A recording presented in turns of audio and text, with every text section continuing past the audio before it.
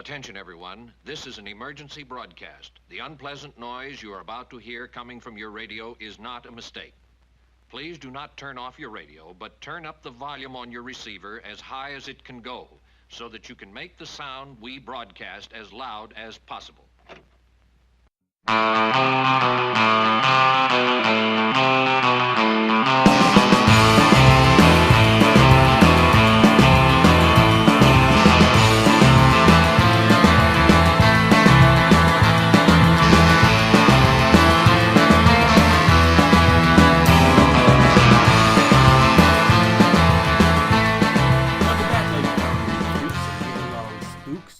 The wind is howling, the thunder's cracking. We're very on theme in our recording tonight. We are in location in North Carolina. Hell yeah, we are. To talk about tonight's movie, The Descent.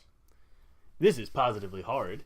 And this is your horror movie podcast with a, what is it? Morbid affection. Morbid affection for the macabre. I'm leaving that one in. Oh, that's fine. I don't mind. As always, I am your creepy wall-crawling subhuman, Will Liam. And I am your spelunking heroine, Amanda Lane Olsen. And I already said our movie tonight, which is The Descent, 2005's The Descent. Oh man, this movie. Yeah, this was an interesting one. It kind of jumped around, so we'll jump right into it. It's a slow start. We establish this group of women, the three core women who are adventure seekers. Mm-hmm. Juno, the American. Alright, so the movie opens up, they're whitewater rafting. Yes. These three women, and then there's this little girl and this man who are just spectating, which I don't think is something that normally happens at whitewater rafting. They were waiting at the end of the trek for them. I guess. It just seemed weird. Like, you don't normally sit on the side and watch. Yeah. Well, somebody's got to take all those badass pictures. That's true. My sister went whitewater rafting really recently, and there was somebody on the side who clearly was taking pictures because there were pictures of them that were clearly not taken on the raft. So, I mean, somebody's got to do it. Okay. I guess I never thought of that.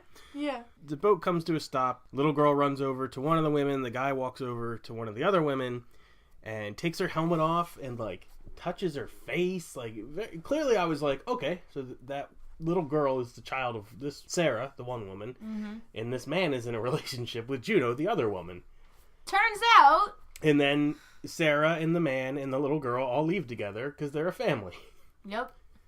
Homeboy was not subtle about. Not even a little. Yeah. I don't know how Sarah didn't pick up on that. Yeah, that was heavy-handed from the movie makers, I think. Mm-hmm. Especially to, like, reveal it that early. Well, also there's a later reveal that was almost like the movie wanted us to be like, whoa, no way. And we're like, yeah, we saw the first scene, guys. Yep. No shit, they're together. It doesn't take someone with eyes to see that. That's funny, but you'll get to that later. So they're driving. There's a very brief, awkward married couple discussion. About him being distant. Yep. And then a Final Destination truck fires its pipes into their car and murders the husband and the little girl. Yep. It was a construction truck, kind of, sort of. No, it's a Final Destination copper pipe delivery truck. Yeah, it had copper pipes on the roof. If you look closely, you can see the Grim Reaper was driving. Crashed. He's like, come on, guys, this wasn't for you.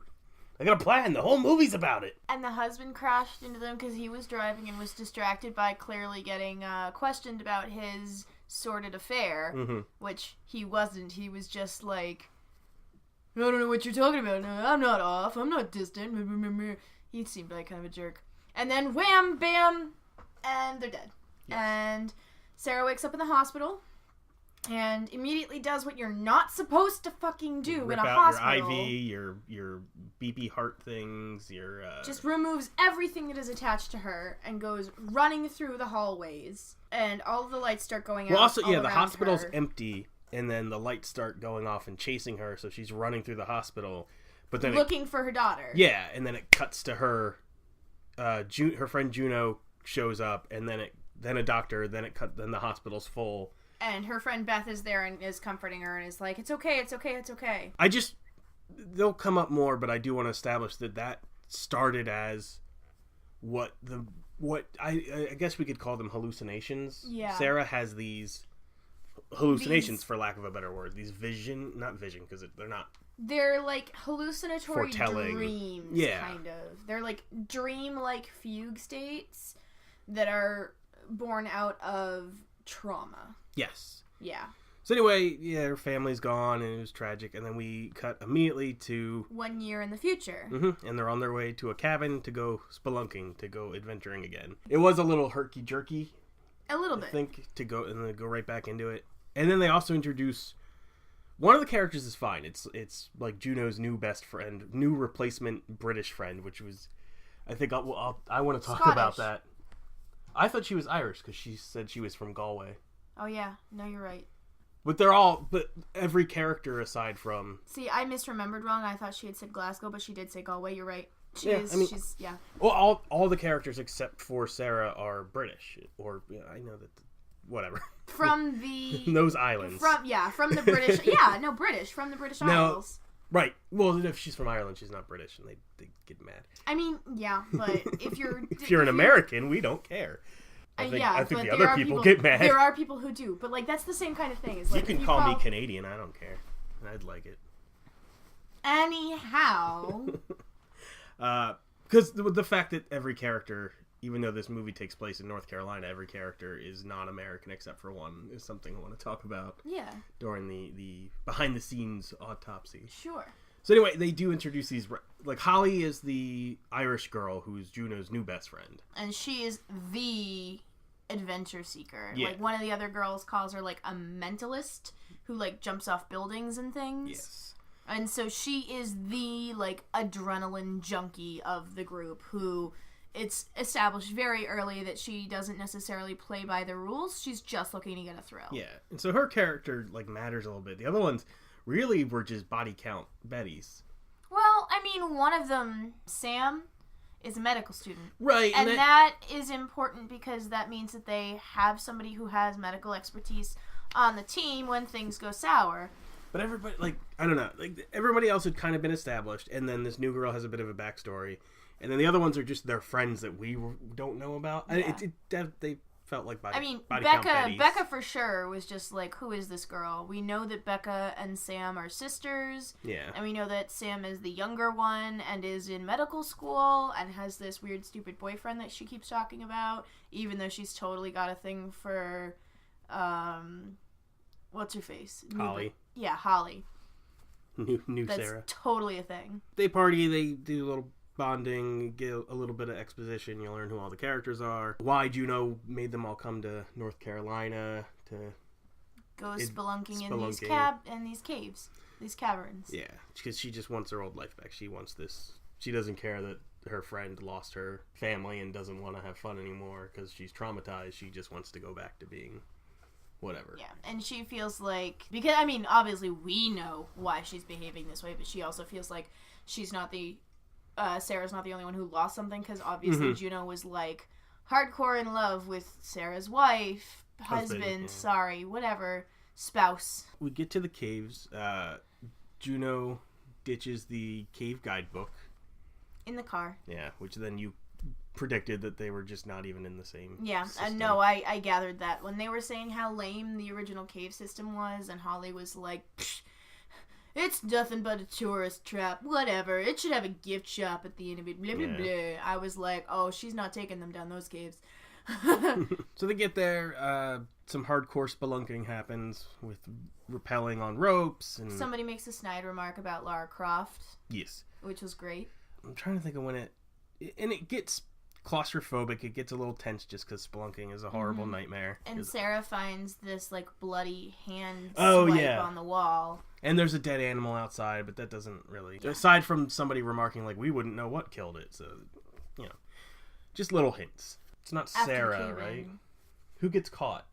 Sarah does. Is it Sarah? Yeah, Sarah gets stuck, which I don't... I hated that part. I kind of get claustrophobic. Yeah, I'm not claustrophobic, but I sure don't want to be in a tunnel I can't turn around in. It's not that I have claustrophobia. It's that I have specific claustrophobia about cave systems. Or like a pipe. I'm not a fan of that. Yeah. Yeah, she gets especially caught. when things can like move around on you and make it worse, and you know, suffocate and kill you. But then so she's stuck. They're starting to get her out. She's just kind of panicking, and then the cave shifts, and they get out of there, and then the whole entrance they came in collapses.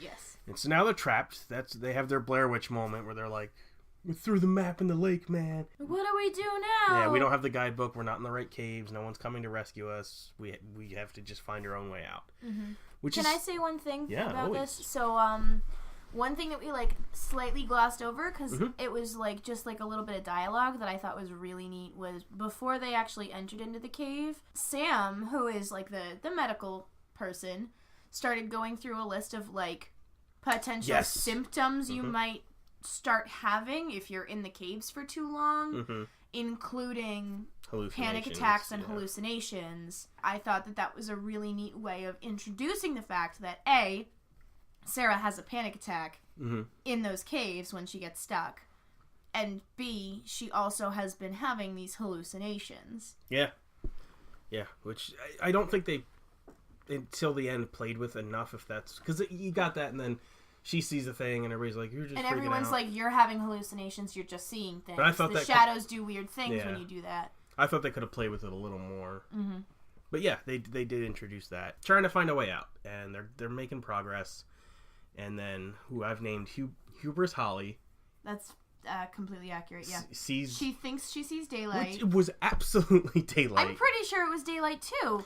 But she just goes... booking it down the cave and Oh, they also do... I think this is after they pass over the big shaft. Oh, the ravine? Yeah. Shit. I think that happens before. Yeah, no, you're right. Because Holly passes over the ravine without a broken leg. Yeah. And that's when they find the Piton? Yeah. Piton or Piton? I don't know. Okay. Python. The Python. That was already there. This cave isn't named. It was never explored.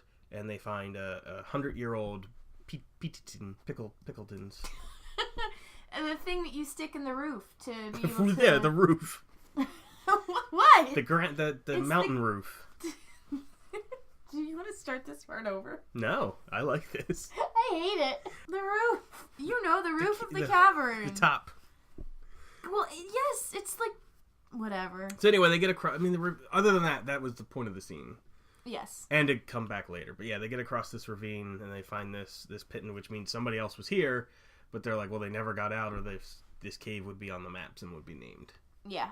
So. And it is not either of those things. And crushing. Yeah, and Juno is one of those people who is like, I just wanted to do this so that we could discover it together. Yeah, her motivation was weird. And she's basically just a selfish bitch. Yeah. Who just wants things with her friends to go back the way that they used to be because she doesn't know how to cope. Oh, and that shot when they drop the flare and they're all looking over the ravine was really cool. They do a lot of interesting flips and point of view switches that are cool. We can talk about those in the autopsy. I know. That was a cool shot. They're very cool shots. But yeah, Hubris Holly's booking it and it just falls down a hole because that's what happens when you run in the cave. We watch horror movies and see a lot of gore, but the realistic gore is the worst. I fell honestly, and broke my leg. If you get queasy about that sort of thing, do not watch this movie. Yeah, this movie's a lot of gore. There is so much of it. But that's the worst. Just to warn you right here and right now, there is a lot of that gross stuff in this movie. And that right there, that part's probably the worst of it. That is, because I hate that, I fell, I hit a rock, the realistic. That's why I hate the bashing into a wall death. Which happens later on in this movie. Yeah, which does happen later on. Yeah, so now Holly's effed up. Luckily she broke her leg in the fall. Yes. And then they're like, shouldn't we go back? And Juno's like, no, that wasn't daylight, that was phosphorus. I'm not a spelunker. I don't know a lot about phosphorus. I do not think it glows with the intensity of daylight, which that light definitely absolutely was. So I don't think the movie was intending to have that be a thing. Juno was lying to them. It was just a weird. I honestly don't know. Something. I honestly don't know with the way that things end up with Juno. I don't think she was trying, but I think at that point she did want to get out. So I don't think. Yeah, no, that's fair. But it was just weird because it was definitely daylight. So they get her set up with a splint and they're carrying her through the cave. So she's effed up, but managed for now. Yeah, but she's still mobile. Like, she can't put any weight on the legs, so they're helping her through it, but she is still mobile, which is very good. And I think that's when we get our first giggle, isn't it? Yes. When they are setting her leg, Sarah hears a giggle. Hears a giggle in the caves. And so I have a question for you. Okay. These creatures, there's creatures. I think that's the first reveal. The creatures make a lot of noises. Now, some of that's obviously just for effect. The giggle, I thought that was entirely like a lore. No. Or in Holly's head. Or I Sarah's head. thought it was entirely in Sarah's head because okay. every time that she falls unconscious, she sees her daughter yes. and her daughter's birthday cake. Okay. And so I thought that was she's hearing her daughter's laugh. That makes sense because throughout. I just thought because like there are baby monsters. She saw one there and then we see one later. I later. don't think they giggle though. That's fine. I hadn't thought about that. When my thought was that they do that since they're really good hunters, mimics almost because they make so many different noises. They could imitate a child to like lure. I never thought that they were as intelligent as that. I mean, they were definitely like at least like baboon intelligent. Yeah, but I don't think baboons would use another species. Like crows and stuff can do that though. I mean, yeah, but crows are like super hyper intelligent. These things definitely were base human at some point. But anyway, I think you're right with the I just didn't think that they're with the rest of the sounds that they made throughout the entire movie. Yeah, there's nothing. They never do a. Yeah, I didn't think their vocal. Candy? Yeah, I didn't think their vocal intonations made it seem like they would be capable of human giggling. But they could make predator clicks. They made a lot of predator clicks. On me as a lore. I'm like, ooh, there's a predator over there. I want to go see it. I'm going to check this out. So Sarah sees one of these things in the cave when Holly's leg is getting set. Juno runs into her and is like, hey, what are you doing out here? You shouldn't be leaving the group. And she's like, but I saw something. I swear I saw something. I thought I saw something earlier, but like... I wasn't sure. Now I am. And now I'm totally sure. I can describe to you exactly what I saw. And of course nobody believes her. Mm-hmm. Well, because they think she's hallucinating. Yeah, exactly. It happens in the caves, and she also... I don't know if they know her history of hallucination, but it's definitely something that exists. They climb up this waterfall, and they do this thing, which I thought was... Because they find... That's the first pile of bones they find. Yes. And they do not react at first. Mm-hmm. Like, and they're climbing on them, so they definitely know those are bones. Until they get Holly's camera, they switch to night vision, and then they see, like, the boneyard. And it's just, like... hundreds upon hundreds of bones. Just piles of corpses worth of bones. Yeah, just like white, picked clean bones. And now we are running classic night vision horror, only seeing through the camera. They're just freaking out about the corpses at first, and then talking about how they need to find a way out, and then looks at a character, looks away, looks back, and albino monster, orc. So at this point, we're about halfway through the movie. Yeah, it took a while to get there. It took a while to get to this point, but I'm glad that it did, because up until this point, I for sure thought that this was going to be mainly a, like, people versus environment kind of a horror movie. Mm-hmm. Where it was like a survivalist kind of a thing. Yeah, because I said it was slow and I thought it was boring until the spelunking, but just being trapped in the caves and stuff was interesting and exciting. Yeah, it was tense and it was terrifying. But the fact that there was this additional, like, monstrous element to it just, like, flipped it right on its head, and it just stopped it from being a, like, exploration survival kind of a thing and turned it into, like, a predator-prey kind of a situation, which is exactly what it was. And then so the monsters attack, they start grabbing people. And what I don't know if this is credit to the filmmakers or just accidental, but they grab Holly, who is the injured one. Yeah, in a predator sense, that she's the injured one. She's the weakest of the links, and so they take her. And then what I really, really liked, Juno tries to save Holly. The creature's trying to drag Holly. Juno, like, pushes it and then starts dragging her back, and then the monster rams, like, shoves her. He doesn't attack. He doesn't use his claws. It was very like, no, this is my kill. Get away. Mm-hmm. Not like horror movie monster. Like, oh, we'll just kill. It was like, I need this. This is mine. I got it. Go find your own. It's their food. No, I know. I thought it was cool. It's a really neat addition for things like in the animal world that the predators are very protective of their food. But like they're not even there to just kill, because a lot of harm, like the monsters will just kill all the humans that are in the spot. Yeah. But in this case, no. This one had gotten its kill and is like, get back the fuck off. This one is mine. This is my dinner. You leave it alone. Yeah, I thought that was. Yeah, it was neat. They drag Holly off, but Juno gets jumped by another one. Pulls out her climbing spike, or whatever, her piton. And she's just fighting him and fighting him and fighting him and fighting him and fighting him, and she kills at least one of them. She kills and then stabs the shit out of it with those climbing hooks. I don't know what they're called. Yeah. A crampon. Yeah, and then she hears something behind her, and she instinctively just swings around with it. And just knifes Beth in the throat. And I really liked that, because sometimes with monster movies, I'm a big person, and I will think, well, I could kick that thing's ass, so I'm not scared. And I love when movies flip that. Like in the original Grudge, there's a point where one of the characters picks a knife up and he's like, I'm just gonna stab this fucking ghost. Stabs it. All of a sudden it like cuts and he just stabbed his girlfriend. Oh no. So that kind of like flipping, like, I'm gonna fight back. Oh no. So it's like, yeah, she just killed this monster. Oops, you just fucking killed your friend. Yeah. Teach you to fight back. I haven't seen The Grudge. We'll get to it. Okay. You spoiled it. Well, that doesn't happen in the American one. That's the Japanese. Junong or whatever. Okay. You'll forget by the time we get to it. No, I won't. Yes, you will. No, I won't. But yeah, so there's just this whole moment that happens with Juno not really sure how to react, and Beth just being like absolutely, clearly, obviously, for good reason, devastated that her friend just fucking stabbed her in the throat. Beth was like, fuck you. Well, yeah, because, I mean, like, I don't think Beth saw the fight that Juno just had, so in her mind, she just thought she killed her. In her mind, she just came up behind Juno, and Juno just ganked her. So she grabs Beth's necklace, or Juno's necklace, as she's falling, and just drops. And everybody. And she's just convulsing there, and Juno just leaves her there. Yeah.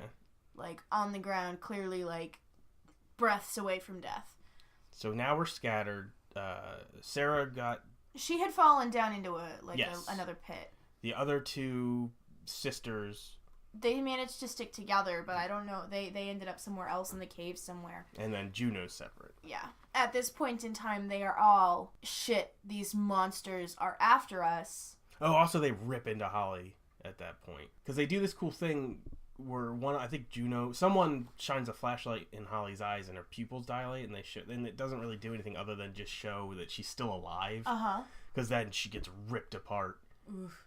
And I thought she didn't get totally ripped apart until Sarah found yeah, you're right. The spot. It stuck out to me because I've watched enough nature documentaries, they play hyena noises while they're eating her. Oh, that's neat. Yeah. That's interesting. But yeah, I think that doesn't happen until a little bit. They also split in something I really love. Obviously, it's a movie in a cave, so they're going to take advantage of the darkness. Yes.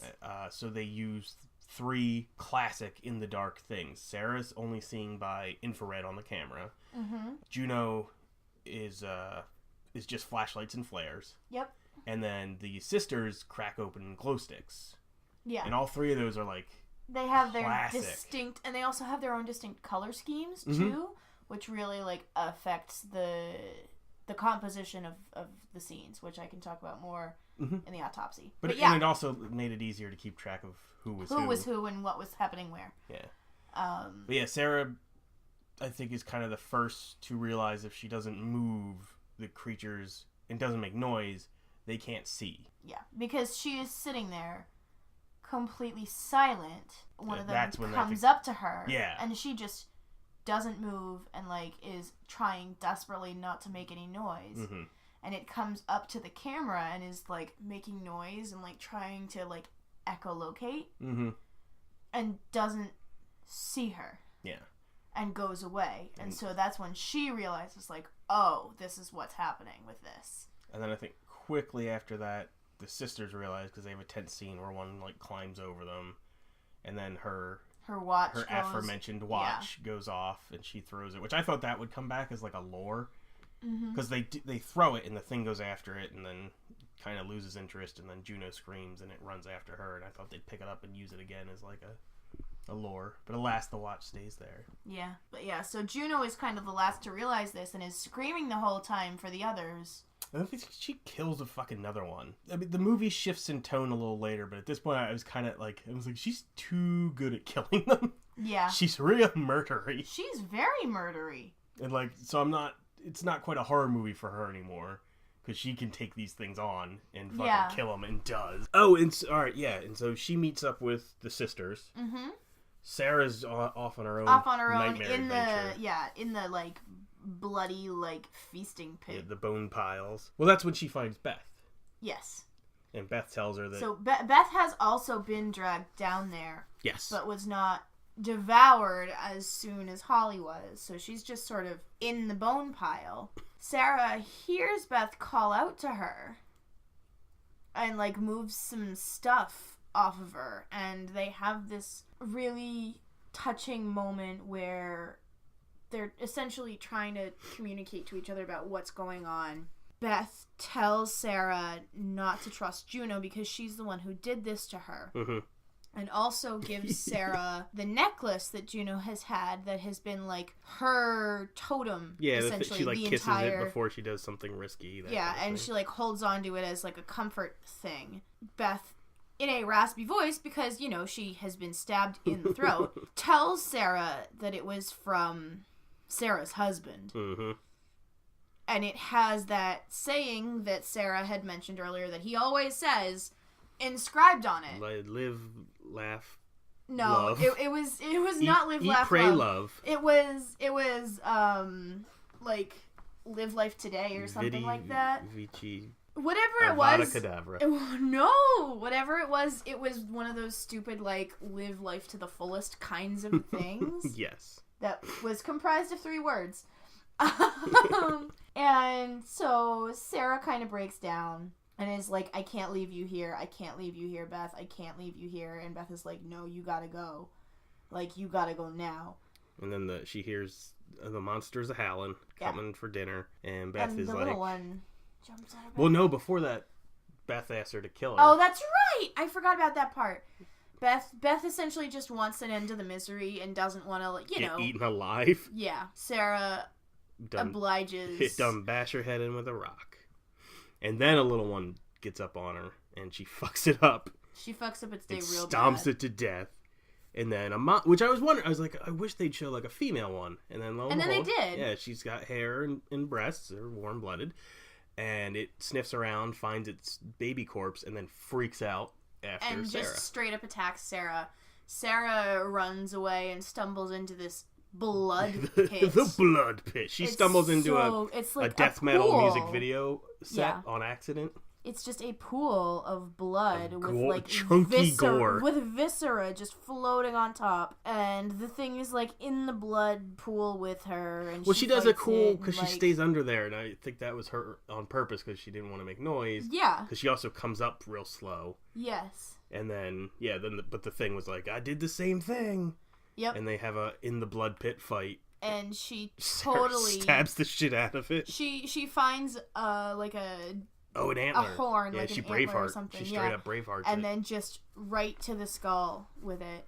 And she's trying to crawl up out of the blood pit and get back to her torch when she hears another one and pulls the most badass move I've ever seen, which is to just lie completely still as this thing walks over her, pauses with its hand on her head, and like sniffs the air and stuff, and is like making like its echolocation predator noise sounds, and is like literally drooling on her, and then it walks away, and she stays completely still the entire time. Only to stand, which it hears, then turns around and she's like, "Gotcha!" and just then beats that one to death too. Which I said at that point, she bludgeons it with a makeshift bone club. Yep. The movie shifts at that point for me. It is no longer a horror movie. It's like an action survival movie. Yeah. Because the monsters aren't invulnerable. The monsters aren't... like, as long as you have a tool, you're better than them. Yes. And so and they can still kill you, so it's an action movie. But I'm not complaining. I liked it.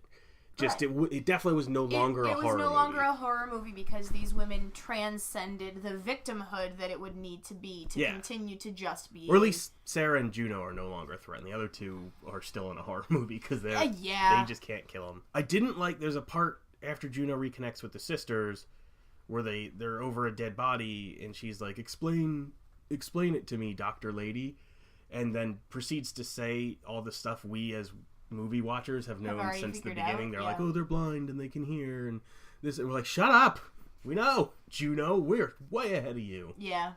So that felt kind of heavy-handed and like, this is for the dum-dums.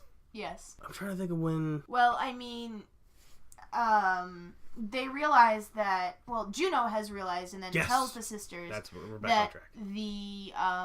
The cave divers who were in there before them had left marks on the cave walls where they had come from, which direction they had been coming from. So they try to follow those back, and they get attacked by a whole bunch of them, and so Juno essentially just tells the sisters to run. Right. And Sam just fucking books it. Yeah, she did. She pulls the dumb death. Yeah, she pulls a Holly and just books it. Thankfully, she does stop short of the. Not just that, she does the stupid horror movie person that's like, why are you doing you're needlessly endangering yourself, and then the other characters say that because she goes. Well, she goes and she back finds to the shaft. It's a different one. No, I thought it was the same shaft. It might have been. Because they still But I thought it was a different one. I mean, it doesn't. It was definitely the same set. Yeah.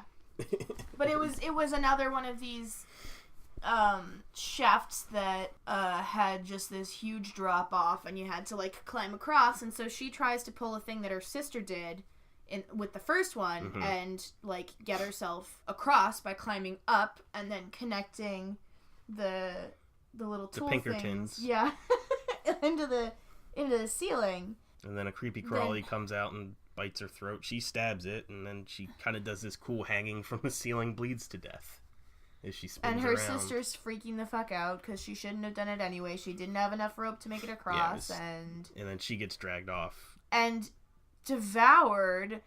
Yeah, another waist, eaten alive. She gets disemboweled alive by this thing that is just eating her flesh. So those definitely body count Bettys. Yes, more or less. But now it's just Juno and Sarah. Yeah, they met up by now, haven't they?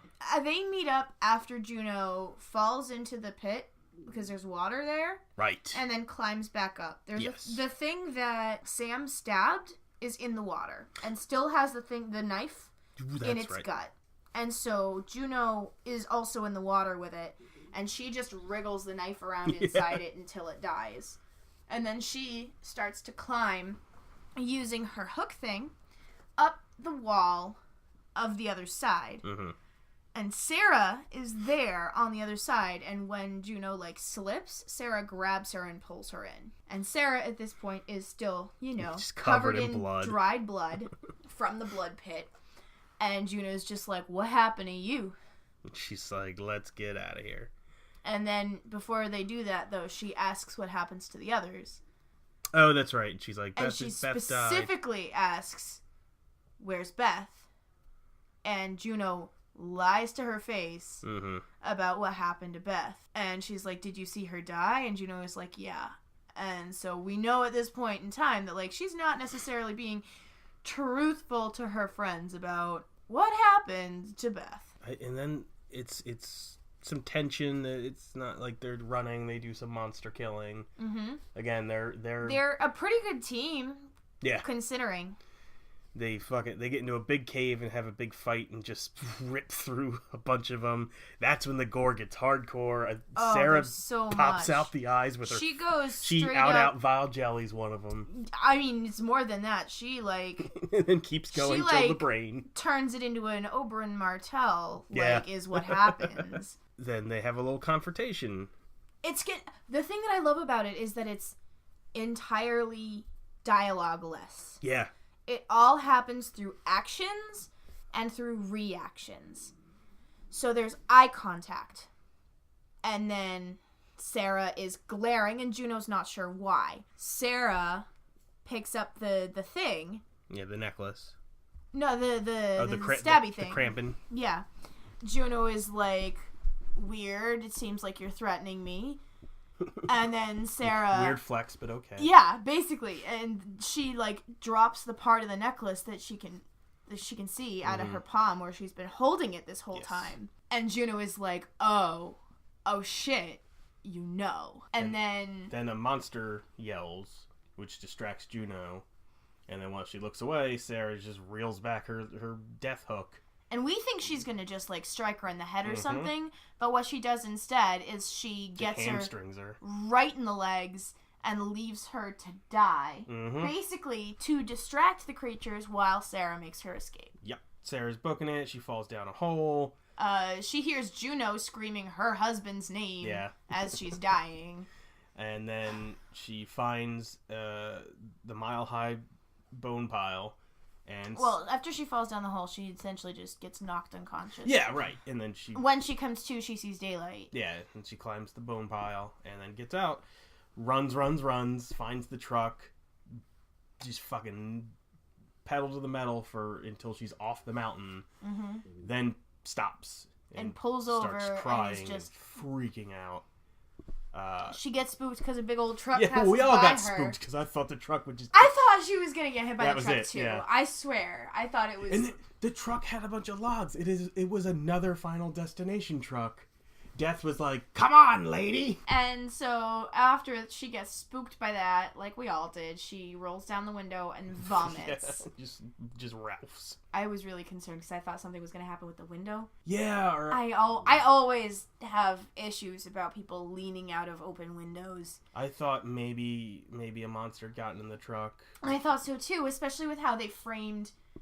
When she was crying, there was specifically a spot that drew your eye in the back of the truck, and I was like, "Shit!" For the semi to creep up on. Basically, turns out, and then she turns back, and boy, this got me good. Juno, straight up like the Ring Girl, is dead. Her dead, ghosty corpse is there in the seat next to her. Yes. That got me. I think that was that spooked the hell out of me. Got me. Cut immediately to Sarah. I don't think we've talked about... We didn't cover the birthday cake in the dark yet before. We talked about it a little bit. I mentioned that's the thing that she sees whenever she gets knocked out. Yeah, she has this ongoing thing where she sees a birthday cake with candles in the dark and her daughter's there. And she sees it again. She wakes up and she's back in the cave. Right, but she sees the birthday cake and her daughter. Yes. And then she blows out the candles. And she doesn't blow out the candles. I thought she blew them out. No, because it turns out that the candles are the torch. Yeah. And she's still in the cave.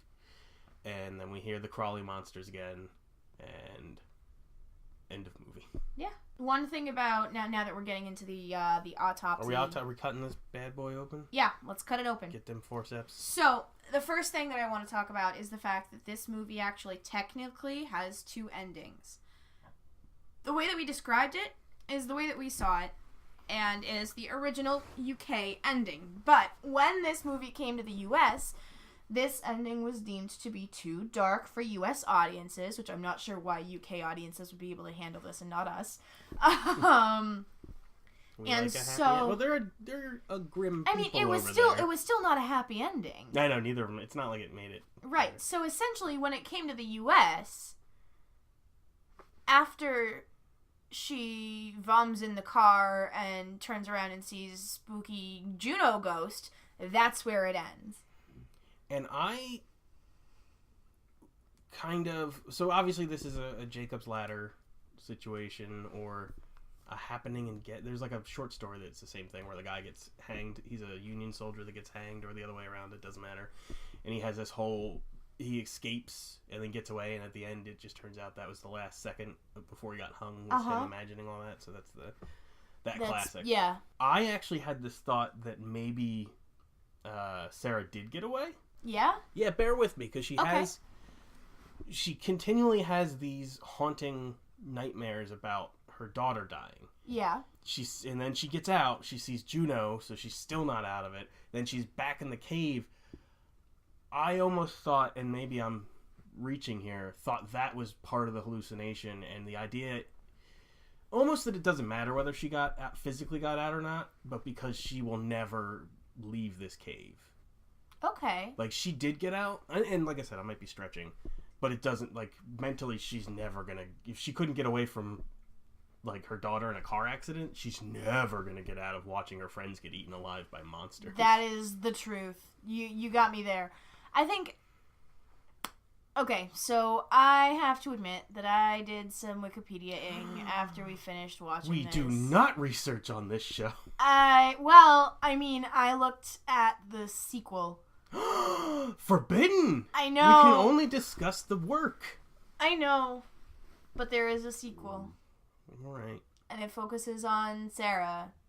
So she did get out. See, I told you. Yeah. That's why I bring it up. Is because I thought it was like like Aliens, which you haven't seen yet, but the idea she can't get away from the thing that happened. So whether she physically got away or not, and it doesn't matter. Yes, but you're right. You are correct. Is what I am saying is, I looked into it just because I couldn't not after an ending like that. I was like, how do you make a sequel from that? And yeah, basically you're right, more or less. Huh. But I mean, I like yeah, no, it's like Inception. So true. It doesn't matter. It doesn't matter either way. But yeah, mentally he's happy, and in this one, mentally she's not. Exactly. It's horrible. But no, I think that this movie did a really good job with particularly the lighting. Yeah, the lighting was absolutely stunning. Because of the fact that they utilized the fact that they were in a cave system the entire time. Mm-hmm. And so one of the things that they actually state in the film itself is that everything is going to be pitch black. And the only light that they have is from essentially their headlamps and any of the lighting equipment that they bring with them. Mm-hmm. And the filmmakers did a really good job of using those things that they had as props mm-hmm. to be the main lighting source in a scene. And like we talked about, it didn't get boring. It wasn't one thing. Right. There were scenes where it was just headlamps. There were scenes where it was the green glow sticks. There were scenes when it was entirely lit in red from the flares. Or just the night vision. Exactly. There were a lot of scenes where it was just like looking through the night vision camera and seeing what you see there. But like it's so neat that they took all of these different methods of lighting and they utilized them in a way that did not seem forced. Mm-hmm. And it still conveyed all of the information that you needed to know about the scene. Yeah. So I did a smidge of research just because I was curious as to why there was only one American character in a movie that takes place in America. Like, it felt odd. Uh-huh. All the other actors are Irish or British because the movie's filmed entirely in England. Yes. And it felt weird. I guess maybe England doesn't have cave systems like that. Like, felt like an odd choice to be like, this is in North Carolina. But all our actors have accents except for one, so we'll come up with a weird story as to why they're all in America now. That is a little interesting. But I mean, I kind of liked it because it didn't hurt anything. I just thought it was interesting. One thing I noticed is that they always did drive on the English side of the road. Did they? No. Well, until the very, very end with the car. Because I know they're going back. The drivers were all on the American and correct side of the car. Okay, so maybe I might have just been noticing it at the very beginning. Well, she was driving on the wrong side of the road. That's why they got into a car accident. No. Yeah, she swerved on over. No, she didn't. She wasn't driving. The husband was. Yeah, well, whichever British person was driving was on the wrong side of the road. They weren't on the wrong side of the road. That's why they got... No, the other guy was coming at them in his correct lane. Yeah, and then they swerved into it. Because he forgot he was supposed to be American, and he just... No, that's not... No. Took over his... They were both driving British, and he just swerved over into the oncoming traffic lane. I also thought that part was supposed to be in I thought that was supposed to be in America too, but they No, were driving. That was the UK because I thought because they have it. They talk about how quickly Juno left. That's when they say Glasgow. Okay. So that I think they were in All right. the UK for that part. So yeah, well that was the thing that was confusing. So I want to bring up. I have the coroner's report here. Okay. How'd we do? Well, it's interesting. So the budget of this movie was £3.5 million, and who knows what that means, or euros.